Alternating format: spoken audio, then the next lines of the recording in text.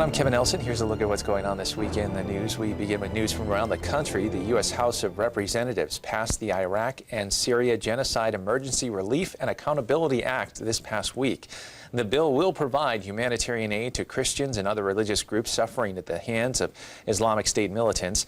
The humanitarian aid will be directed to groups such as the Chaldean Catholic Archdiocese of Erbil, Iraq, which provides direct care for victims, and those groups in turn get the assistance to those in need.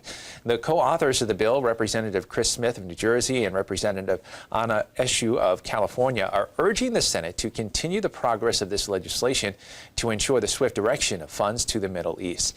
In addition to sending humanitarian aid for groups in Iraq and Syria to provide to genocide victims, the bill also ensures that the government's money will be monitored.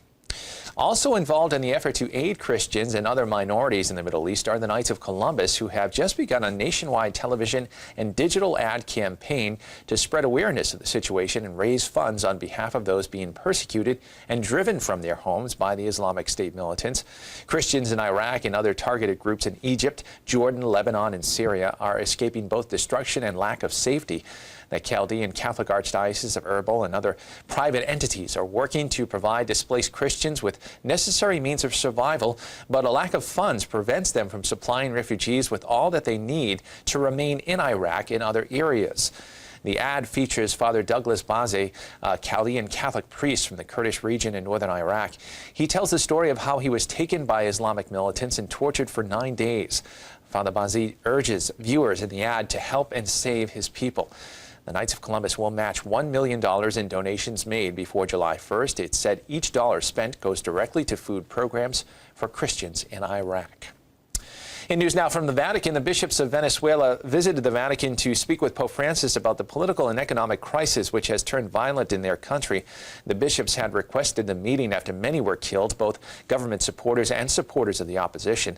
The Pope has urged prayers for the country publicly, but has also urged dialogue and a negotiated settlement to the political crisis, and has encouraged President Nicolas Maduro's government to allow in food and medicine to help Venezuelans suffering from runaway inflation. Rome Reports has more on the latest meeting between the Pope and the Venezuelan bishops. The Venezuelan meeting with the Pope began with smiles and even jokes. However, the bishops and the Pope knew that the issues to be dealt with were difficult and delicate because the future of Venezuela is at stake. The bishops presented Pope Francis with two disturbing reports. Un informe preparado por la Caritas sobre la situación de Venezuela, sobre todas las cosas, muy importante la parte nutricional que está siendo muy usada por agencias internacionales para ver la situación de Venezuela. Esto es también un dossier que presentamos, bueno, hasta el día en que nos vinimos, ya van más de los últimos fallecidos en las protestas en Venezuela en los últimos días. 6 bishops visited the Pope. Among them were 2 cardinals.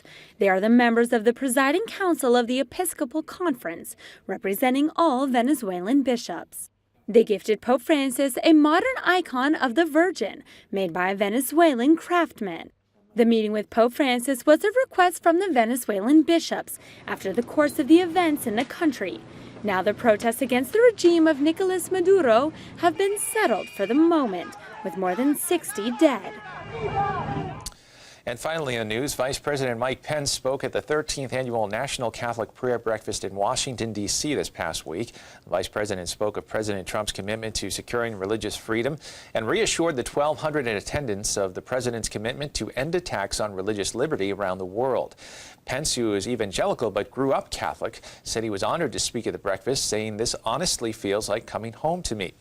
Keynote speaker Archbishop Timothy Broglio, head of the U.S. Archdiocese for the Military Services, said in his address that a good Catholic is a good American because the practice of virtue also leads to good citizenship, and there is no dichotomy between faith and life if we cultivate and practice virtue. Other speakers at the breakfast included Carl Anderson, Supreme Knight of the Knights of Columbus, and Mother Olga of the Sacred Heart, who spoke of her love for God and her love for others, which drives all that she does, specifically her service in America through missions and her founding of the Daughters of Mary Nazareth back in 2011. Since 2004, Catholics have gathered in the nation's capital for the prayer breakfast to come together to pray for the country and hear from religious and political leaders. Well, that is all the information we have for you at this time. I'm Kevin Nelson. Don't forget, you can keep up to date on Catholic news throughout the week with Catholic Newsbreak right here on the Catholic TV network.